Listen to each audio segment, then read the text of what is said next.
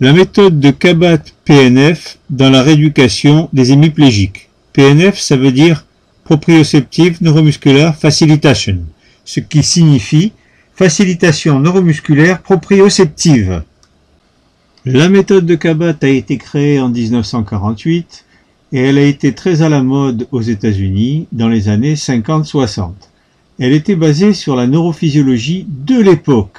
C'était l'époque où on étudiait Sherrington comme neurophysiologiste, on étudiait aussi Pavlov, on étudiait Skinner, donc c'était le stimulus-réponse, machine à réagir. Le corps humain est une machine à réagir. Poussez sur mes mains, réagissez. Donc voilà, c'était l'idée de l'époque. On verra pourquoi c'est devenu maintenant complètement obsolète. Heureusement, il y avait aussi une base biomécanique à cette méthode. La notion de mouvement tridimensionnel, et ça c'était révolutionnaire pour l'époque. On était à l'époque analytique, il fallait respecter les axes et les plans, et là, Kabat a eu l'idée géniale de ces mouvements dans les 3 plans de l'espace. Et ça, c'est toujours utile pour les patients. Pour pouvoir suivre cette vidéo, il faut avoir une connaissance minimale du Kabat. Cette vidéo est destinée en particulier à des étudiants en kinésithérapie qui ont eu des travaux pratiques sur la méthode de Kabat. Donc, ils savent ce que c'est qu'une diagonale de Kabat, c'est pas la peine que je réexplique tout de A à Z. Après avoir connu son heure de gloire, le Kabat a été diabolisé et accusé d'exacerber la spasticité et de compromettre la rééducation des patients. Alors, qu'en est-il vraiment? Que dit la médecine basée sur la preuve? Evidence-based practice. Eh bien, en particulier, cet article de Dickstein et collaborateurs, cet article a comparé des patients qui ont été rééduqués par la méthode de Bobat, par la méthode de Kabat et par la méthode traditionnelle, orthopédique, fonctionnelle, et puis des exercices actifs, mais plutôt analytiques. Le résultat est très étonnant, il n'y a aucune différence significative entre les 3 groupes de patients. Statistiquement, il n'y a aucune différence, ni sur le plan de l'indépendance fonctionnelle, mesurée par l'échelle de Bartel, ni sur le plan de la spasticité, ni sur le plan des activités analytiques du poignet ou de la cheville, qui ont été également testées. C'est plutôt une bonne nouvelle pour la méthode de Kabat dans les accidents vasculaires cérébraux. Il fait aussi bien que la méthode de Bobat ou que la méthode traditionnelle. Après tout ce qu'on lui a reproché, c'est déjà pas si mal. En France, c'est André Albert qui, dans un livre remarquable pour l'époque, qui s'appelait Rééducation neuromusculaire de l'adulte hémiplégique, a préconisé le Kabat pour les pathologies frustes. Pour lui, il y avait 3 types de pathologies. Les pathologies qui avaient une atteinte profonde, on leur faisait du Brunstrom. Ceux qui avaient une atteinte intermédiaire, pour lui, il fallait faire du Bobat. Et pour ceux qui avaient une atteinte fruste, on faisait du Kabat. C'était une première réhabilitation de la méthode de Kabat. Et à l'époque, ça a fait plus ou moins consensus. Autre critique qu'on entend régulièrement sur la méthode de Kabat, c'est qu'avec ces diagonales qui sont de grande amplitude au niveau de l'épaule, de l'hémiplégique qui est souvent subluxé, ça risquait d'être très traumatisant. C'est vrai que les épaules douloureuses des hémiplégiques qui sont en plus subluxées posent un problème aux rééducateurs.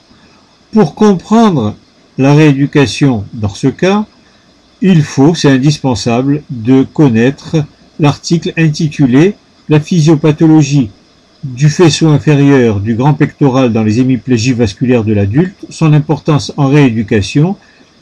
C'est un article déjà ancien, mais dans lequel vous trouverez des explications et des exercices qui servent toujours actuellement. Alors, on a pris des radios de l'épaule de patients ayant une hémiplégie récente, en position debout, comme on le voit sur la photo de droite, avec le bras pendant le long du corps, sans aucun support. Et on voit, bien sûr, cette subluxation. Quelles peuvent être les causes de cette subluxation? Il y en a plusieurs. D'abord, la paralysie de tous les muscles de l'épaule. On sait que dans l'épaule, les muscles sont des ligaments actifs. Les ligaments sont trop faibles pour tenir l'épaule. Et le plus gros muscle qui tient cette épaule en place, c'est le deltoïde. Bien sûr, il n'est pas tout seul, il y a le sus épineux, etc. Mais enfin, le deltoïde joue un rôle majeur par ses fibres verticales. Or, il y a un article qui s'appelle « La subluxation inférieure de l'épaule chez l'hémiplégique » qui a démontré que ce deltoïde, en plus de son atteinte centrale, il y avait une atteinte périphérique. Ils ont fait l'électromyographie du deltoïde chez ces patients hémiplégiques et ils ont trouvé des signes de dénervation dans ce deltoïde, c'est-à-dire que en plus de la paralysie centrale, il y a une paralysie périphérique plus ou moins complète de ce deltoïde. Le nerf axillaire n'est pas coupé, il est simplement étiré par la subluxation. Ça veut dire qu'il peut récupérer au bout d'un temps relativement long, généralement c'est un an et demi. C'est une première raison pour travailler ce muscle en rééducation. Alors il s'agit d'un article extrêmement sérieux parce que les collaborateurs de Debat, c'est De Bishop qui a écrit un livre entier sur l'électromyographie. Le professeur Bardot et le professeur Salmon ont été tous deux à tour de rôle directeurs de l'école de kiné de Marseille. Donc c'est du sérieux. On voit sur ce schéma qu'il y a deux flèches. La flèche 1 qui symbolise le grand pectoral et en particulier son faisceau inférieur. La flèche 2 qui montre l'action du trapèze supérieur. Et l'on comprend que l'action de ces muscles qui sont les plus spastiques, donc les plus actifs au niveau de l'épaule, a tendance à disloquer l'articulation gléno-humérale. Il va y avoir une subluxation de cette articulation gléno-humérale. Il n'y a pas seulement le poids du membre en position debout, la pesanteur, qui aggrave la subluxation, il y a aussi la paralysie du deltoïde, et il y a aussi la spasticité de ces muscles, grand pectoral, faisceau inférieur et trapèze supérieur. Qu'en est-il maintenant en position d'élévation maximale au-dessus de l'horizontale? Eh bien, pour le savoir, on a fait des radios de patients dans cette position, aussi bien en position debout qu'en position couchée, et à chaque fois, on a l'image qu'on a sur la gauche, c'est-à-dire que la tête humérale est parfaitement recentrée. Ça se comprend sur le plan biomécanique, puisque dans cette position, tous les muscles deviennent cooptateurs. Donc il y a une cooptation totale et il n'y a aucun danger dans les positions d'élévation de Kabat. On voit sur ce schéma l'action du muscle grand pectoral et on voit qu'il a changé de physiologie. Il devient lui aussi cooptateur dans cette position-là. Donc, quand on dit que les positions de Kabat au-delà de 90 degrés, les diagonales de Kabat au niveau de l'épaule peuvent être dangereuses, c'est faux. Au-delà de 90 degrés, il n'y a pas de subluxation. On peut y aller à condition que ça ne fasse pas mal au patient. Alors on peut y aller en passif ou en autopassif. Dans l'article que j'avais fait sur l'épaule de l'hémiplégique, je montre cette photo faite en autopassif, automobilisation, car si le deltoïde est paralysé, plus ou moins, il faut au moins le faire en passif pour entretenir l'amplitude. Mais dès que c'est possible, il faut le faire en actif. Voilà ici une patiente qui fait une diagonale de Kabat en actif pur, sans aucune résistance. Et qui tient la position finale chronométrée tout en se grandissant. Cette patiente pouvait faire la diagonale de Kabat contre résistance. C'était une patiente fruste qui avait très bien récupéré. Voilà la position de départ et voilà la position d'arrivée. Alors les étudiants, vous avez reconnu cette diagonale, comment elle s'appelle? Rappelez-vous, flexion, abduction, rotation externe. exécuté ici en position assise. Voilà la photo, la même en noir et blanc que j'avais mis dans l'article, pour montrer cette technique de Kabat. Il est également recommandé de faire des stabilisations rythmées dans la position d'arrivée.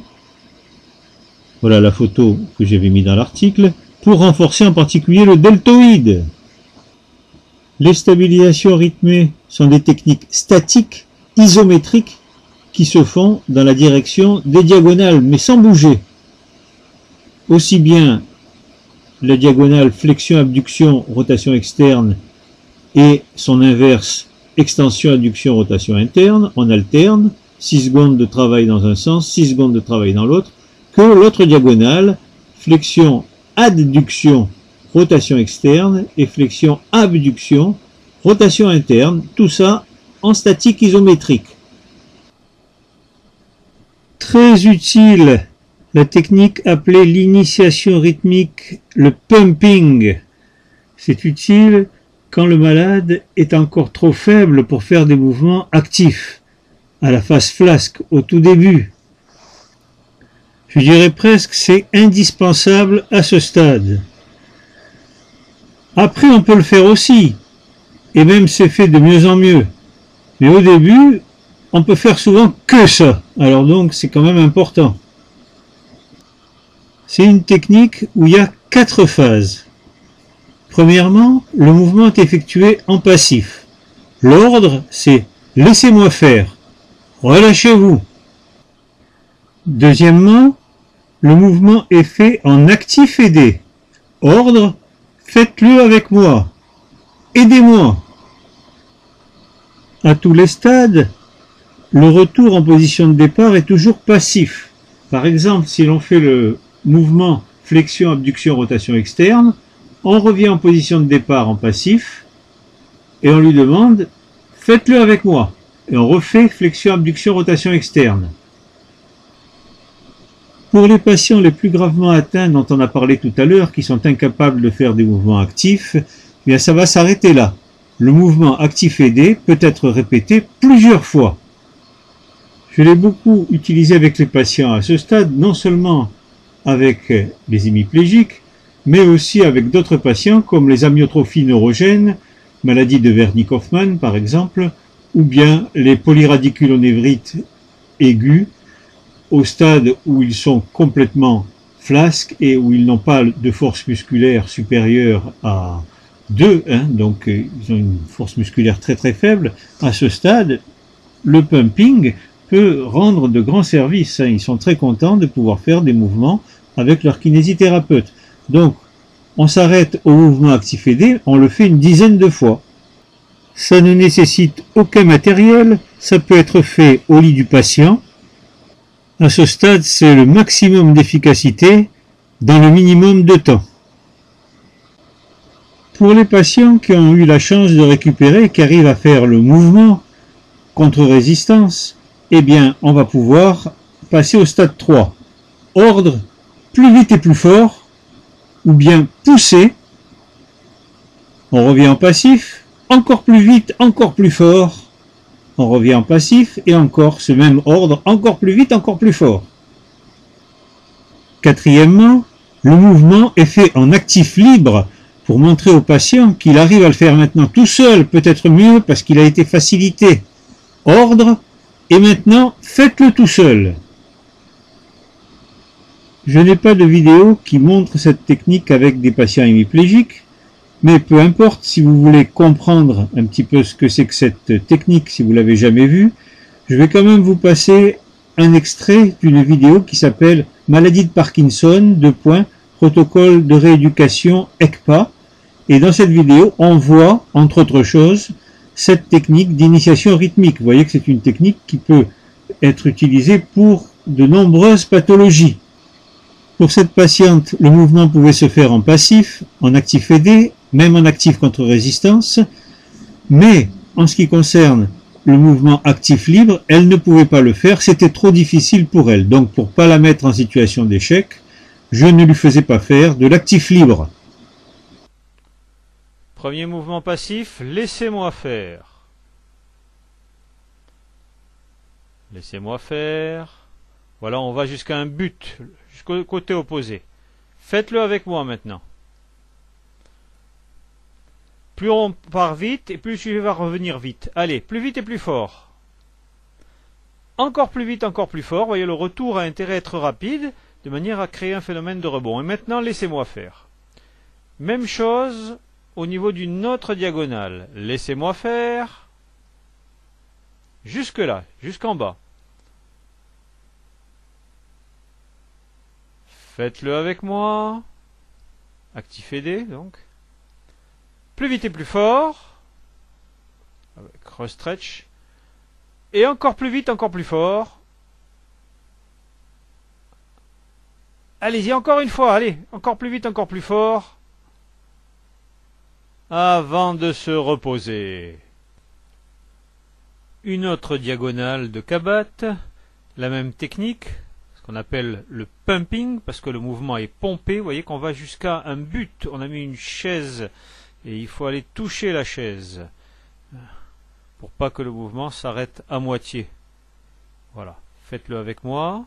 C'était le deuxième. Maintenant, attention, plus vite et plus fort.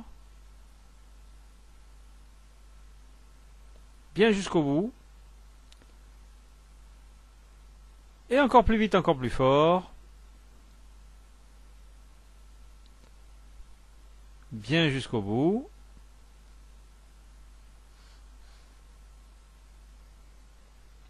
On peut employer la même technique au niveau des 4 membres. Voilà un exemple au niveau des membres inférieurs, où on passe toujours d'un mouvement passif, qui permet de montrer au patient quel est le mouvement à effectuer, à un mouvement actif aidé, et puis un certain nombre de mouvements de plus en plus rapides, et on revient en mouvement passif pour remontrer au sujet ce qu'il faut faire. Et également lui apprendre à se décontracter après un effort. Les bases théoriques de cette technique déjà ancienne sont devenues obsolètes, et pourtant, en pratique, on l'emploie toujours, en particulier pour des raisons psychologiques. En effet, le patient sent qu'on s'occupe personnellement de lui. La technique de Kabat est donc un bon moment d'échange d'énergie positive entre le kinésithérapeute et son patient. Revenons à l'hémiplégie. Cette dame avait fait un accident vasculaire cérébral, mais elle avait assez bien récupéré. C'était ce qu'on appelle une atteinte fruste. Les mouvements étaient possibles, mais sans beaucoup de force. En particulier, elle n'arrivait pas à monter la main au zénith comme ça. Donc on pouvait le lui faire passivement. Après ça, elle arrivait à tenir. Mais le problème, c'était pour redescendre. Lors de la redescente active du bras, il y avait une douleur vers 90 degrés qui était assez vive quand même. Pour éviter cette douleur, il y avait un moyen relativement simple. Il fallait faire le mouvement de descente contre résistance. En quelque sorte, la diagonale extension, adduction, rotation interne. Et à ce moment-là, elle n'avait pas mal. Vous voyez donc, d'après cet exemple, que même si on ne peut pas tout faire avec le Kabat, ça peut rendre encore 1001 services. Est-ce un hasard? Mais en tout cas, le départ de la diagonale flexion, abduction, rotation interne se fait avec un petit stretch qui reproduit la manœuvre de Foy, Marie et Bechterew.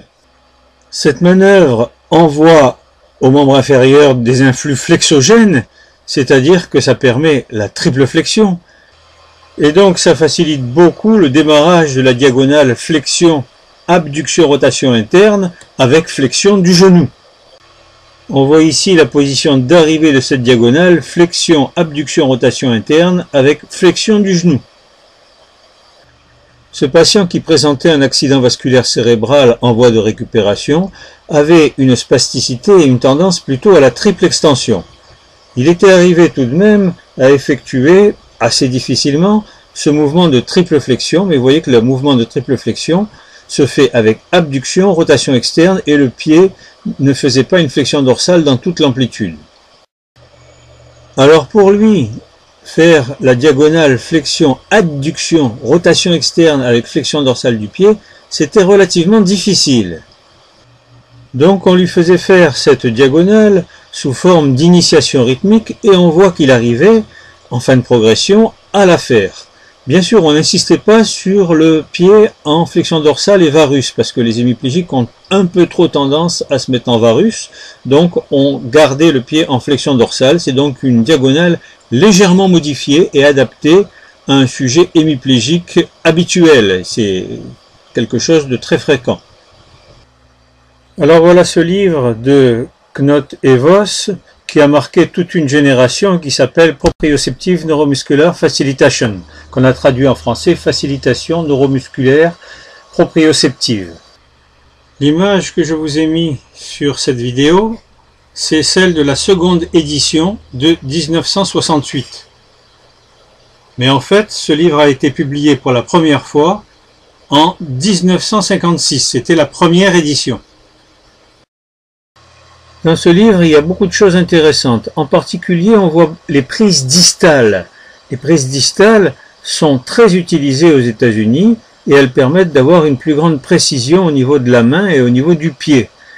C'est peu enseigné en France, mais peut-être à tort. Parce que dans la rééducation de l'hémiplégique, la position du pied et de la main a une grande importance. Alors j'ai pris les photos qui sont sur Internet et qui sont en libre accès. Voilà ici par exemple cette photo au niveau des escaliers. Le mouvement des escaliers se fait contre résistance. On descend et on monte les escaliers contre résistance. Il n'est pas question de laisser le sujet se faire sa propre expérience par essai-erreur et auto-organisation. Donc à l'époque, l'homme était considéré, comme je vous l'ai déjà dit, comme une machine à réagir. Donc poussé sur mes mains, cette poussée, elle est de moins en moins forte jusqu'à ce que le malade arrive à le faire tout seul. Et ce qu'on a vu au niveau de la descente des escaliers, c'est vrai pour toutes les activités fonctionnelles. Avec le Kabat, on peut faire assis debout à partir de la position assise jusqu'à la position debout. On peut faire aussi la marche dans les barres parallèles, en dehors des barres parallèles, avec une canne, sans canne. On peut se relever du sol contre résistance, comme on le voit sur la couverture du livre. Alors, on le fait toujours avec le même principe. C'est le principe de la résistance guide. La résistance sert en même temps de guide au mouvement, au départ. Et puis, dans un deuxième temps, le sujet le fait de plus en plus seul. Et en fin de progression, il le fait tout seul. Il y a plusieurs raisons pour lesquelles j'estime qu'il s'agit d'une caricature de rééducation fonctionnelle. En effet, cette manière de pratiquer s'arrête au moment où les choses intéressantes commencent, les choses sérieuses. Dans tout apprentissage, surtout lorsqu'il y a un problème d'équilibre, l'aide manuelle ou l'aide d'un harnais n'est pas recommandée. C'est pas comme ça qu'on apprend. En effet, les informations que vous percevez lorsqu'on vous tient ou lorsque vous avez un harnais ne sont pas les mêmes que celles que vous auriez si vous n'aviez pas cette aide. Donc les choses sérieuses, le véritable apprentissage commence quand on vous lâche complètement. Les activités fonctionnelles du patient hémiplégique ne sont qu'un cas particulier d'une règle plus générale.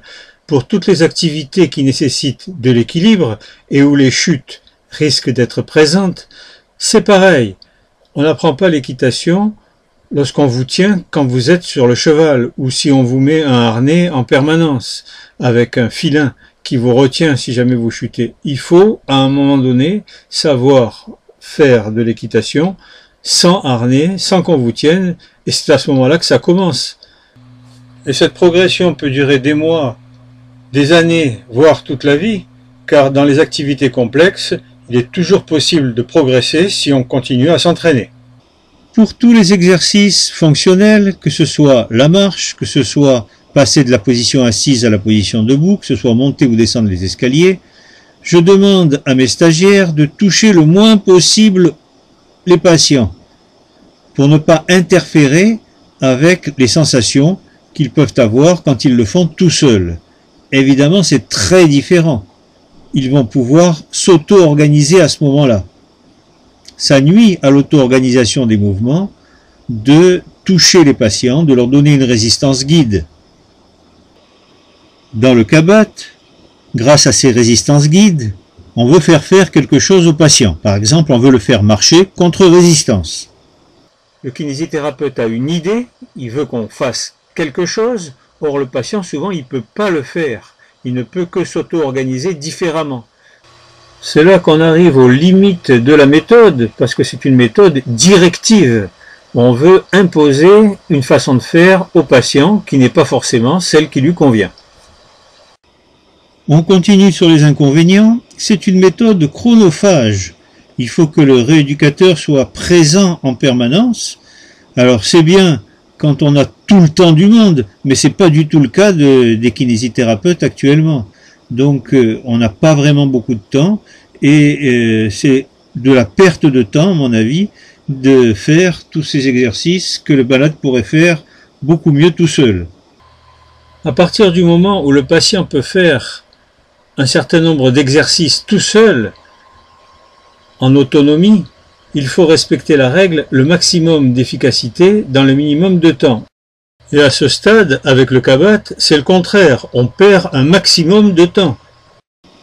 Même les diagonales de Kabat contre résistance, quand le sujet peut marcher, quand le sujet peut faire des exercices actifs, des étirements, des auto-étirements actifs, ça devient complètement superflu. Un autre point, ces exercices de Kabat ne luttent pas contre le déconditionnement à l'effort que présentent ces patients. Il n'y a pas d'augmentation du périmètre de marche. La connaissance des résultats, on n'en parle pas non plus. Et l'éducation du patient, elle est quasiment nulle. Et il n'y a pas que la pratique qui a vieilli dans cette méthode. Les bases théoriques sont devenues obsolètes. Éric Viel, qui était l'auteur de ce livre intitulé « La méthode de Kabat, facilitation neuromusculaire par la proprioception » avait compris beaucoup de choses. Il nous avait fait un cours sur les méthodes de rééducation proprioceptive. Et sa définition était simple et géniale. Les méthodes de rééducation proprioceptive sont des méthodes dans lesquelles la stimulation précède l'action. Retenez bien ça. La stimulation précède l'action. Il avait parfaitement analysé la chose. Il était parfaitement conscient du dénominateur commun de toutes les méthodes de rééducation proprioceptive. Il connaissait les points faibles de ces méthodes. Il savait qu'à l'époque de Kabat, on pensait toujours que la stimulation précédait l'action. C'était l'idée de l'époque. C'était la grande époque du SR, stimulus-réponse. Le stimulus entraîne une réponse. Et toute la motricité était comme dans les préparations décérébrées de Sherrington, basée sur le stimulus et la réponse. On va voir maintenant avec l'article de Jacques Paillard pourquoi cette idée est complètement dépassée. Mais ce que vous pouvez oublier actuellement, c'est toute la belle théorie qui est dans les livres de Kabat et qui date des années 50. Les neurosciences actuelles ont permis de dépasser toutes ces notions. Et c'est dépassé depuis déjà longtemps. Voir cet article de Jacques Paillard. Jacques Paillard, c'était le directeur de l'unité neurobiologie et mouvement au CNRS de Marseille. Un des rares Français mondialement connus dans le domaine des neurosciences, et que j'ai eu la chance d'avoir comme professeur quand j'ai fait le DU de neurosciences à Marseille, organisé par Serge Mesure. Jacques Paillard nous explique dans cet article que l'homme n'est pas une machine à réagir, comme on le croyait dans les années 50, à l'époque de Kabat. La physiologie de l'époque, c'était une physiologie qui était avant tout sherringtonienne, Sherrington, lui, c'était les stimulus-réponses. Il travaillait sur des animaux décérébrés, il travaillait sur des animaux primitifs. Pavlov également avait ce même schéma, stimulus-réponse. Skinner aussi, c'était stimulus-réponse, machine à réagir. Bien que cette physiologie existe, c'est pas un problème. Chez l'homme sain qui n'est pas décérébré, il y a une autre manière d'agir. on peut agir et non pas réagir, parce qu'on a une mémoire gestuelle, ce qu'on avait oublié à l'époque. La mémoire gestuelle permet d'engranger dans cette mémoire un certain nombre de programmes moteurs. Grâce à ces mémoires gestuelles, on va pouvoir anticiper, on va pouvoir gérer la motricité de manière prédictive. Alors il faudrait lire en entier l'article de Jacques Paillard qui est disponible de manière gratuite sur le site de Régis Petit. Je vais simplement vous lire quelques extraits. Page 3, Jacques Paillard écrit: l'étude du système nerveux a longtemps été dominée par une conception de son fonctionnement qui l'identifiait à une machine à réagir, capable de répondre automatiquement aux sollicitations de son environnement par la mobilisation coordonnée d'instruments moteurs préadaptés. Confère le modèle réflexologique classique de la physiologie sherringtonienne et le schéma SR de la psychologie behavioriste. La progression des neurosciences contemporaines incite à mettre aujourd'hui l'accent sur la capacité du système nerveux à extraire les invariances et les régularités dans le chaos d'informations que collectent les organes des sens. Elle invite par suite à prendre en considération, à côté des capacités de la machine réactive, ses propriétés de machine prédictive. D'où un intérêt nouveau, au moins de la part des neurobiologistes, pour la conception de l'existence, dans les mémoires du système, d'une représentation interne d'un modèle d'environnement prévisible. Craig, 1943. C'est sur la base d'une telle représentation que le système acquiert le pouvoir de gérer ses instruments moteurs de manière prédictive. Gérer ses instruments moteurs de manière prédictive. On ne va pas lire tout l'article, bien que ce soit un article très intéressant que je vous incite à retrouver et à lire, si vous vous intéressez aux neurosciences, mais simplement voir un autre extrait de cet article fondamental qui nous permet de comprendre pourquoi les bases des rééducations proprioceptives, les bases neurophysiologiques des rééducations proprioceptives sont devenues obsolètes.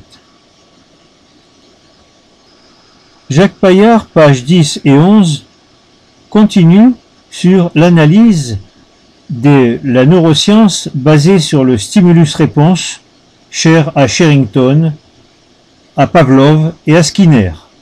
Voilà ce qu'il écrit.